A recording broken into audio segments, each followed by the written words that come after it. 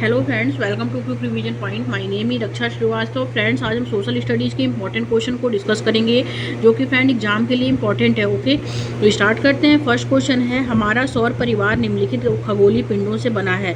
तो किससे बना है? फर्स्ट है ग्रह, उपग्रह, क्षुद्रग्रह, सप्तऋषि। सेकंड है नक्षत्र मंडल, ग्रह और सूर्य। थर्ड है उपग्रह, ग्रह, ध्रुव तारा।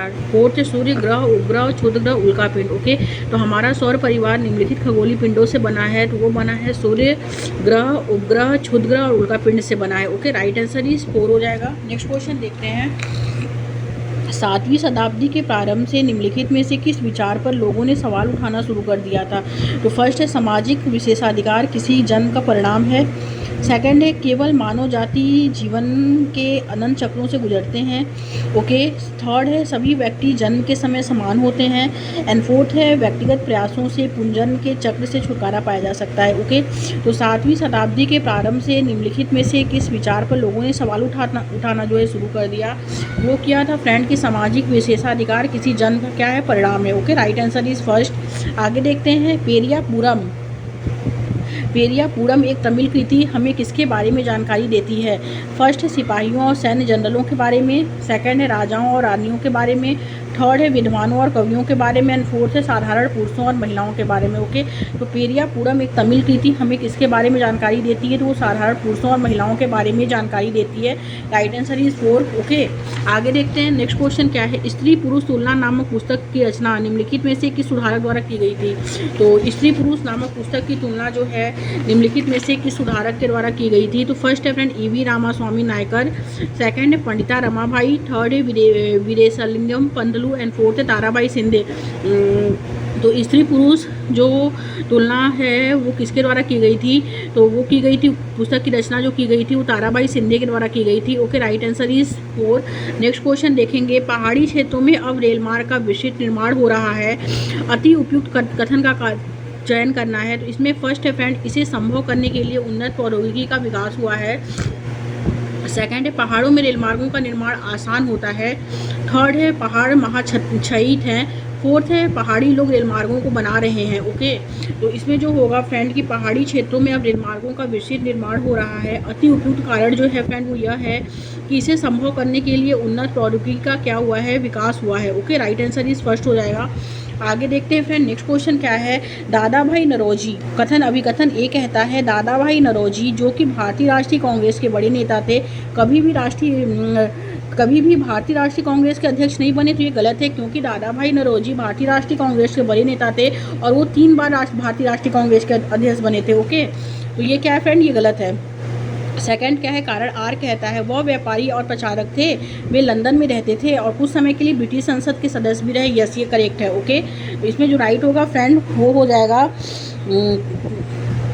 पहला गलत है और आर सही है। ओके, ए गलत है, आर सही है। तो राइट आंसर इज फर्स्ट हो जाएगा। ओके, आगे देखते हैं। नेक्स्ट क्वेश्चन क्या है फ्रेंड? नेक्स्ट क्वेश्चन है इसमें कि वे बीमारी जो एक व्यक्ति से दूसरे व्यक्ति को जल, भोजन, वायु आदि इत्यादि से फैलती है उसे हम कहते हैं। ए है जन्मजात बीमारी। बी है आनुवंशिक बीमारी कहते हैं। थर्ड है संचारणी बीमारी कहते हैं। फोर्थ है उपार्जित बीमारियां कहते हैं। तो वे बीमारियां जो एक व्यक्ति से दूसरे व्यक्ति को जल, भोजन, वायु इत्यादि से फैलती हैं उसे हम संचारणी बीमारी कहते हैं। ओके, राइट आंसर ही थर्ड हो जाएगा। आगे देखते हैं फ्रेंड। नेक्स्ट क्वेश्चन क्या है? कथन ए तथा बी पर ध्यान पूर्वक पढ़ना है। ओके, ए कहता है 1770 में बंगाल में एक भयानक अकाल ने लगभग 1 करोड़ लोगों को मार डाला। ये गलत है। ओके, एंड बी कहता है कि इस अकाल में बंगाल की 1/3 आबादी खत्म हो गई। तो इसमें जो राइट है फ्रेंड वो दोनों सही है। ओके, ए और आर क्या है? दोनों ए और बी क्या है? दोनों सही है।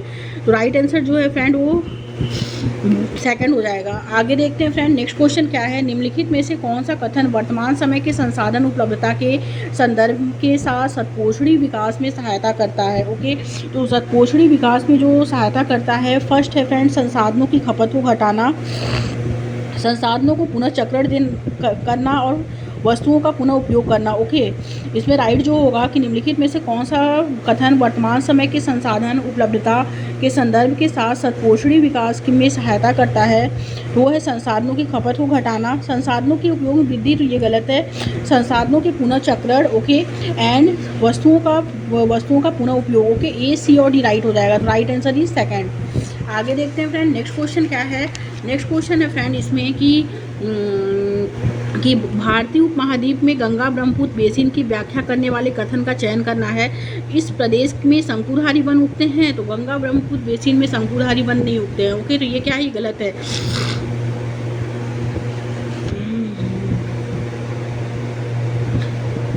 सॉरी भारतीय उपमहाद्वीप में गंगा ब्रह्मपुत्र बेसिन की व्याख्या करने वाले कथन का चयन करना। इस प्रदेश में शंकुधारी वन उगते हैं, यस ये करेक्ट है।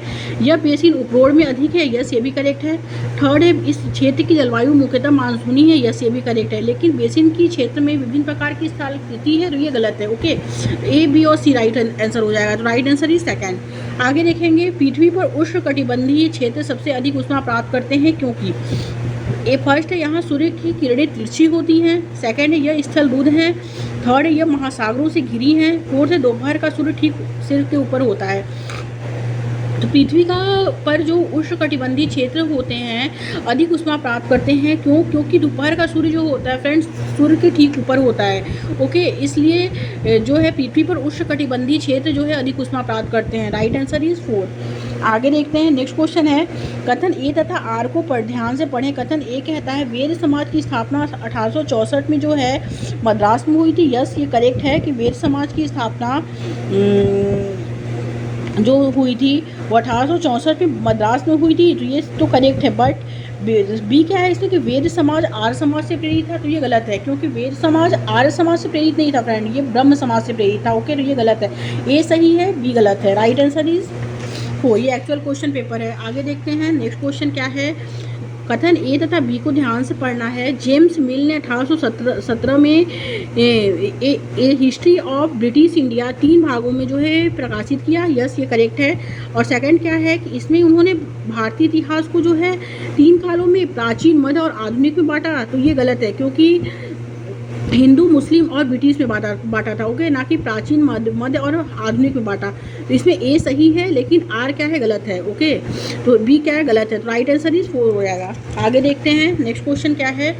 नेक्स्ट क्वेश्चन है फ्रेंड इसमें कि अभिकथन ए कहता है कि जनजातियों की सांस्कृतिक परंपराएं जिसमें उनकी भाषा तथा संस्कृति संगीत भी शामिल है बहुत समृद्ध तथा विशिष्ट होती हैं। ओके, तो ये क्या है, ये सही है।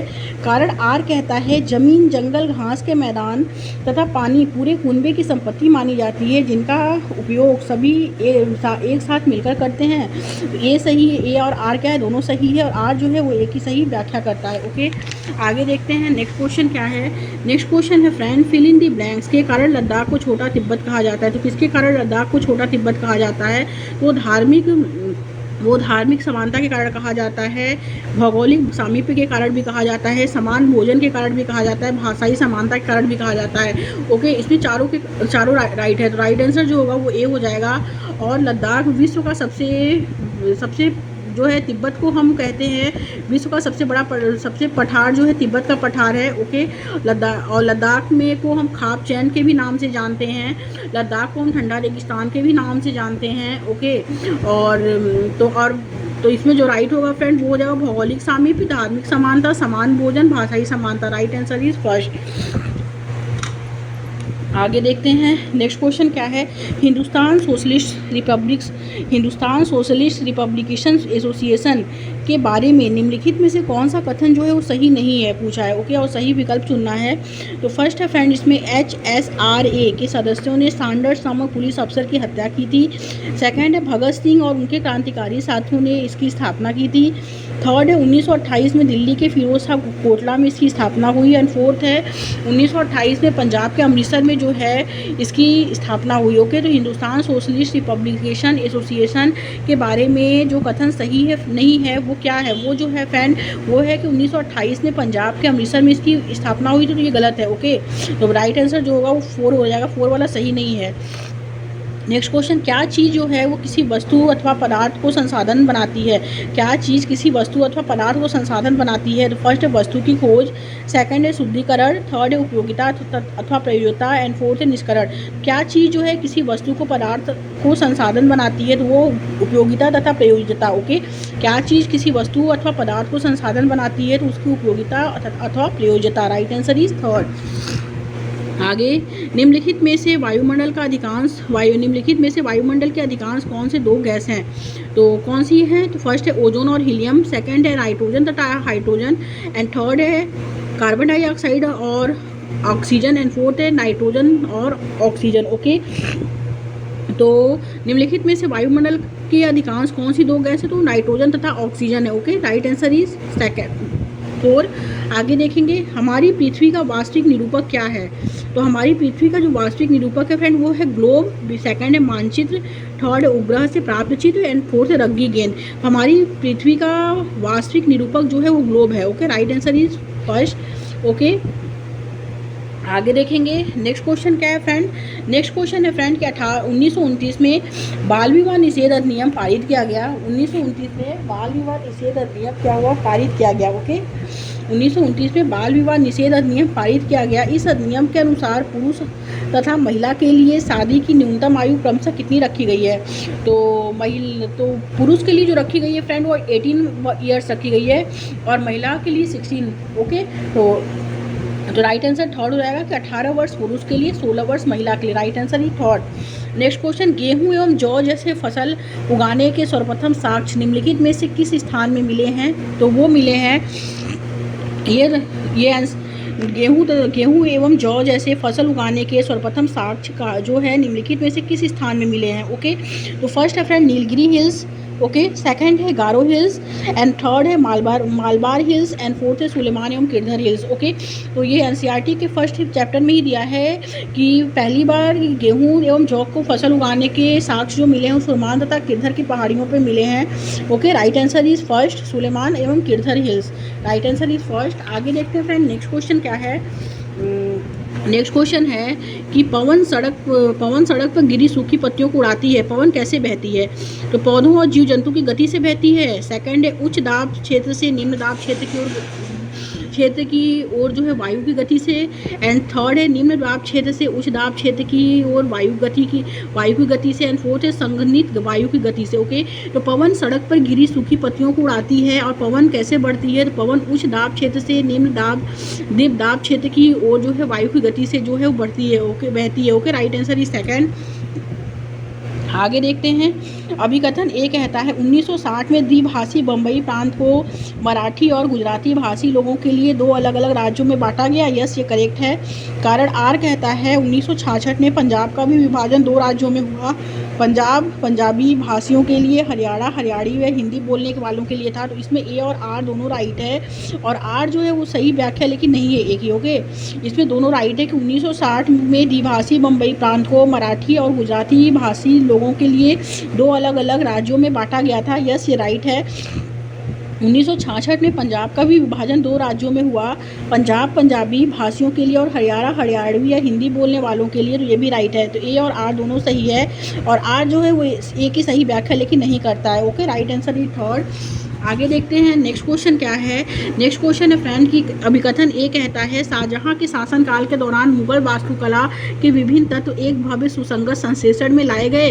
ओके, तो ये क्या है? ये सही है। कारण आर कहता है उनके शासन में अनवरत निर्माण कार्य चलते रहे, विशेष रूप से आगरा और दिल्ली में। यस, ये भी राइट है। तो ए और आर दोनों सही है और आर सही व्याख्या करता है एक ही। Okay, right answer is second. आगे देखते हैं, अभिकथन ए तथा कारण आर को ध्यान से पढ़ना है। अभिकथन ए कहता है राजस्व वसूली व्यवस्था महलवारी बंदोबस्त की शुरुआत हॉल्ट मैकेंजी ने की थी। यस, ये राइट है। और कारण आर है कि राजस्व वसूली तथा कंपनी तक इसे पहुंचाने की जिम्मेदारी गांव के प्रधान को दी गई, न कि जमींदारों को। तो ये भी राइट है। तो ए और आर क्या है फ्रेंड? दोनों सही है और आर से ए की सही व्याख्या करता है। ओके, तो राइट आंसर इज सेकंड। आगे देखते हैं। नेक्स्ट क्वेश्चन है, प्रेरी को विश्व का धान्यगार भी कहते हैं। ओके, प्रेरी क्या है? विश्व का इसे हम धान्यगार भी कहते हैं। इस देश में अत्यधिक गेहूं के उत्पादन में सहायक परिस्थिति का चुनाव करना है। ओके, तो फर्स्ट है फ्रेंड, इसमें यहाँ लोग प्रौद्योगिकी का उपयोग नहीं करते हैं, ये क्या है? गलत है। यहाँ लोग बहुत परिश्रमी होते हैं। ओके, सी है, कृषि की वैज्ञानिक विधियों का यहाँ प्रयोग किया जाता है। इस प्रदेश में वर्षा की कमी है, तो ये गलत है। तो बी और सी राइट हो जाएगा। तो right answer is third. Okay, आगे देखेंगे। एक ग्लोब पर खींची गई रेखाओं को अक्षांश और देशांतर के रूप में जाना जाता है। ये रेखाएं किस उद्देश्य को पूरा करती हैं? तो फर्स्ट फ्रेंड, ये पृथ्वी पर हल रेखाएं हैं तथा पृथ्वी की भौतिक विशेषताओं को इंगित करती हैं। सेकंड है ग्लोब पर डिज़ाइन बनाने के लिए। थर्ड है पृथ्वी पर स्थानों को ढूंढने के लिए। एंड फोर्थ है ग्लोब को सुंदर बनाने के लिए। तो एक ग्लोब पर खींची गई रेखाओं को अक्षांश और देशांतर के रूप में जाना जाता है। ये रेखाएं किस उद्देश्य को पूरा करती हैं? तो वे करती हैं पृथ्वी पर स्थानों को ढूंढने के लिए। ओके, राइट आंसर ही थर्ड। आगे देखते हैं। नेक्स्ट क्वेश्चन है, पृथ्वी के चारों ओर फैली वायु की पतली परत को हम वायुमंडल कहते हैं। क्या चीज़ वायु को पृथ्वी के चारों ओर बनाए रखती है? ओके, तो पृथ्वी के चारों ओर फैली वायु की पतली परत को हम वायुमंडल कहते हैं। और क्या चीज़ जो है वायु को पृथ्वी की ओर जो है बनाए रखती है? तो वो है सूर्य की उष्मा। ओके, राइट आंसर ही थर्ड हो जाएगा। नेक्स्ट क्वेश्चन देखते हैं फ्रेंड। अभिकथन ए कहता है कि रूढ़िबद्ध धारणाएं दोनों लोगों को ऐसे काम करने से रोकती हैं जिनमें वे अच्छे हैं। तो यस, ये करेक्ट है कि रूढ़िबद्ध धारणाएं लोगों को ऐसे काम करने से रोकती हैं जिनमें वे अच्छे हैं, क्योंकि रूढ़िबद्ध धारणाएं हमें व्यक्ति में अनोखे गुणों और कौशल को देखने से रोकती हैं तथा उन्हें एक ही प्रकार के खांचे में जो है जड़ देती हैं। ओके, तो इसमें ये ए और आर क्या है? दोनों राइट है। और आर जो है वो एक ही सही व्याख्या भी करता है। ओके, तो राइट आंसर जो होगा फ्रेंड वो सेकंड हो जाएगा। Okay, thank you friends.